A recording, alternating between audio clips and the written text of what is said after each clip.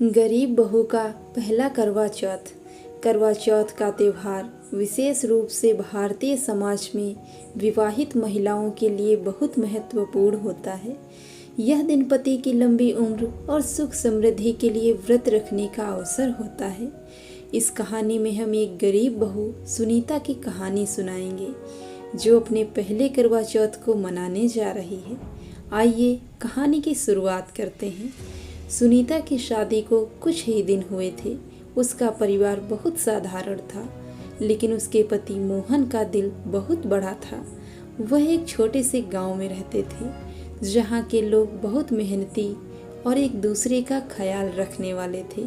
सुनीता ने शादी से पहले सुना था कि करवा चौथ का व्रत एक अनमोल परंपरा है, लेकिन उसने कभी सोचा नहीं था कि वह इस दिन को कैसे मनाएगी। करवा चौथ की सुबह सुनीता ने जल्दी उठकर स्नान किया। उसने अपनी सास कंचन देवी को याद किया, जिन्होंने उसे कहा था कि इस दिन की विशेषता केवल पूजा तक सीमित नहीं है, बल्कि इस दिन को मनाने का तरीका भी मायने रखता है। बेटा, करवा चौथ का व्रत पति पत्नी के रिश्ते को और मजबूत बनाता है, कंचन देवी ने समझाया था। तुम्हें इसे प्रेम और श्रद्धा से करना होगा। सुनीता ने अपनी साड़ी निकाली। उसके पास केवल एक पुरानी पीली साड़ी थी, लेकिन उसने उसे अच्छे से धोकर पहनने का निर्णय लिया। साड़ी में हल्का फुल्का कढ़ाई थी, जो उसे सुंदर बनाता था। उसने अपनी साड़ी पहनकर आईने में देखा और थोड़ी हिम्मत जुटाई। पूजा की तैयारी। सुनीता ने पूजा का सामान तैयार किया। उसके पास विशेष पूजा सामग्री नहीं थी, लेकिन उसने घर में जो कुछ भी था उसे एकत्र किया। उसने मिट्टी के दिए, फूल और एक थाली में कुछ फल सजाए। यह सब उसके लिए बहुत कीमती था। उसने मन में सोचा, भले ही हमारे पास धन नहीं है, लेकिन हमारी श्रद्धा और प्यार अनमोल है। जब कंचन देवी ने पूजा की तैयारी देखी, तो उसकी आंखों में गर्व और प्यार था। तुमने बहुत अच्छा किया बेटा, यही सच्ची पूजा है। दोपहर का समय। सुनीता ने दिन भर पानी नहीं पिया और केवल अपने पति मोहन की लंबी उम्र के लिए प्रार्थना की। वह थकी हुई थी, लेकिन उसने इसे नजरअंदाज किया। मोहन ने जब उसे इस हाल में देखा, तो उनकी आंखों में चिंता थी। सुनीता, क्या तुम ठीक हो? मोहन ने पूछा।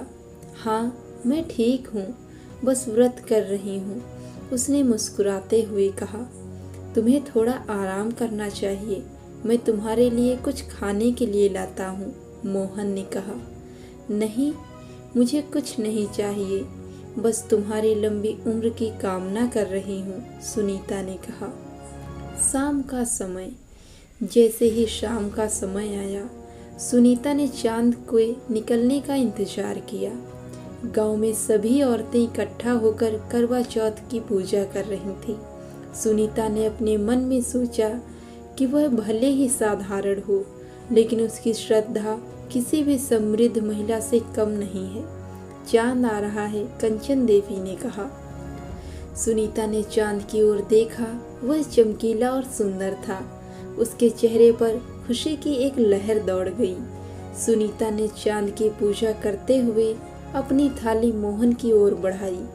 यह तुम्हारे लिए और तुम्हारी लंबी उम्र के लिए। मोहन ने उसे प्यार से देखा और कहा, तुमने इस व्रत को बहुत अच्छे से किया, मुझे गर्व है तुम पर। व्रत का अंत। व्रत खत्म होने के बाद सुनीता ने थोड़ी देर आराम किया। उसे थकान महसूस हो रही थी, लेकिन मोहन के प्रेम ने उसे स्फूर्ति दी। उन्होंने एक दूसरे के लिए कुछ मीठा खाने का निर्णय लिया। मोहन ने कहा, तुम्हारे साथ यह दिन बिताकर मुझे बहुत खुशी मिली। हमारे पास भले ही बहुत धन नहीं है, लेकिन हमारे रिश्ते में जो प्यार है वह सबसे कीमती है। सुनीता ने उस दिन महसूस किया कि करवा चौथ केवल एक व्रत नहीं, बल्कि प्रेम और सम्मान का प्रतीक है। भले ही उसके पास बहुत कुछ नहीं था, लेकिन उसने अपने दिल से इसे अनमोल बना दिया था। निष्कर्ष, सुनीता का पहला करवा चौथ उसके जीवन का एक महत्वपूर्ण पल बन गया। उसने समझा कि व्रत का महत्व केवल खाने पीने में नहीं है, बल्कि यह प्रेम और समर्पण का प्रतीक है। वह हर साल करवा चौथ का इंतजार करती थी, क्योंकि यह दिन उसे उसकी शादी के मूल्य और रिश्ते के बंधन की याद दिलाता था। सुनीता ने यह ठान लिया कि वह इस दिन को हर साल इसी प्रेम और श्रद्धा से मनाएगी। सुनीता ने यह अनुभव किया कि असली धनी वही होता है जिसके पास प्यार और संबंध होते हैं। भले ही जीवन में कठिनाइयाँ हों, प्यार और समर्पण से हर चुनौती का सामना किया जा सकता है। इस दिन उसे एक नई पहचान दी। इस प्रकार गरीब बहू का पहला करवा चौथ उसके जीवन का एक अनमोल अध्याय बन गया, जिसने उसे न केवल अपने पति के लिए व्रत रखा, बल्कि अपने रिश्ते की गहराई को भी महसूस किया। दोस्तों, आपको कैसी लगी ये कहानी कमेंट करके ज़रूर बताएं, और अगर चैनल पे नए हैं तो चैनल को सब्सक्राइब करें। धन्यवाद।